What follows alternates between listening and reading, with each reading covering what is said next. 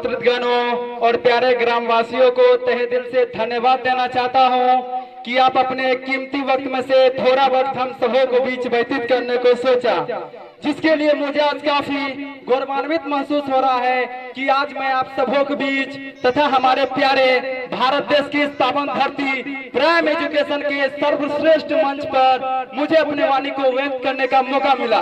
First of all I would like to introduce myself to all of you. My name is MD Javed. I received my early education from primary school Rajapura गो।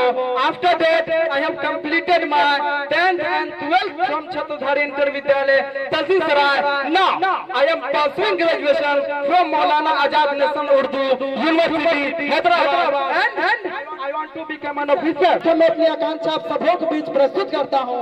मेरी आकांक्षा ये कि मैं अपने समाज को परिवर्तित करूं तथा अपने समाज को विकास करूं और अपने समाज को एक पवित्र ध्वनि में रहने को सिखाऊं, क्योंकि जब कोई व्यक्ति समाज में जन्म लेता है तो अपने समाज से अनेकों चीज सीखता है, कैसे बातें करनी है, कैसा व्यवहार करना है। युग में जो सीखने का जो उम्र होता है वो सब हम समाज में व्यतीत करते हैं और समाज हम सबको पहचान देता है। तो हम सबका ये कर्तव्य एवं दायित्व बनता है कि हम अपने समाज के प्रति उदार विचार अपनाएं तथा अपने समाज को विकास करने में अपना कुछ योगदान दे।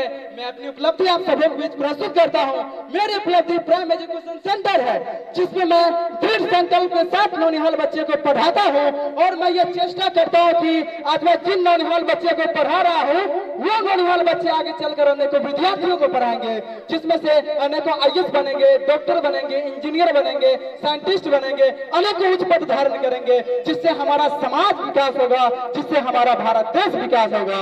ये बात हम सभी जानते हैं कि ये भारत देश को आजादी दिलाने में सभी धर्मों के व्यक्ति, चाहे वो हिंदू हो या मुसलमान हो या सिख हो या ईसाई हो या जैन हो या बौद्ध हो, सभी धर्मों के व्यक्तियों ने अपने जाने कुर्बान की थी। लेकिन वर्तमान में हम मुसलमान अपने भारत देश को विकास करने में काफी नगण्य सा प्रतीत हो रहे हैं। कुछ आंकड़ा मैं आप सबों के बीच प्रस्तुत करता हूँ। अभी भारत में हम मुसलमान IAS लगभग 3% है, डॉक्टर 7 से 8% है, इंजीनियर 4 से 5% है, साइंटिस्ट 4 से 5% है, बैंकिंग सेक्टर में कार्यरत लोग लगभग 1 से 1.5% है। जिसका कारण हम मुसलमान खुद है। सबसे बड़ी गलती हम लोगों ने यह किया कि हम अपने एजुकेशन को 2 भागों में बांट दिया, पहला दीनी दूसरा दुनियावी।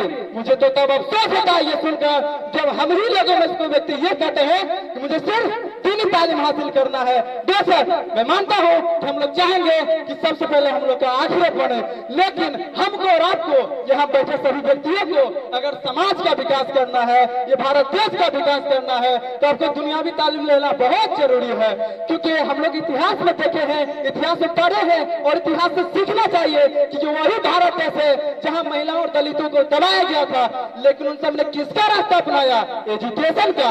फिर अवतरित होते हैं बाबा साहब भीमराव अम्बेडकर, जिन्होंने अपने जीवन में जाति पाति, ऊंच नीच, भेदभाव, छुआछूत, अनेकों नरसंहार सहे थे, लेकिन उन्होंने भी किसका रास्ता अपनाया? एजुकेशन को।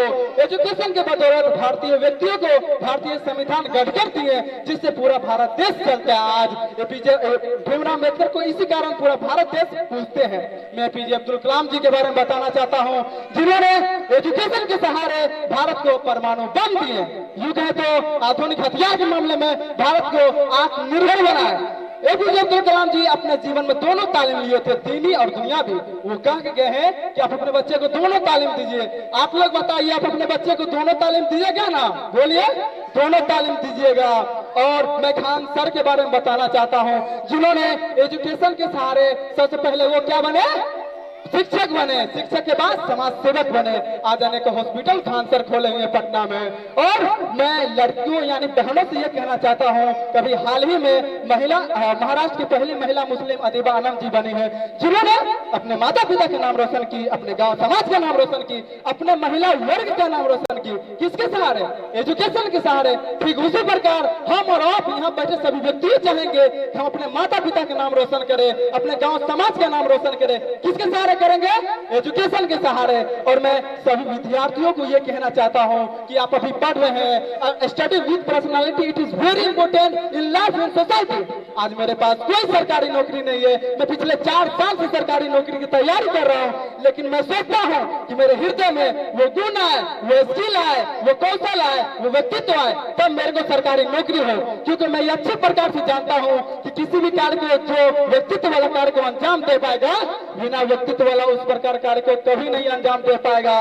व्यक्तित्व का तात्पर्य यह हो गया कि आप कहीं खड़े होते हैं तो आपका शकल से ऊपर व्यक्तित्व झलकता है, आपका बात करने का लहजा देखता हो, ये बताता है कि आप किस समाज में पले बड़े हैं। और मैं 2-4 पंक्तियों के साथ मैं अपनी वाणी को पूर्ण विराम देना चाहूंगा। मेरी पूरी इच्छा, मेरी पूरी आकांक्षा इन्हीं 2-4 पंक्तियों में सम्मिलित है कि हो गई है पीर पर्वत सी पिघलनी चाहिए, इस हिमालय से कोई गंगा निकलनी चाहिए। सिर्फ हंगामा खड़ा करना मेरा मकसद नहीं, मेरी कोशिश है कि ये सूरत बदलनी चाहिए।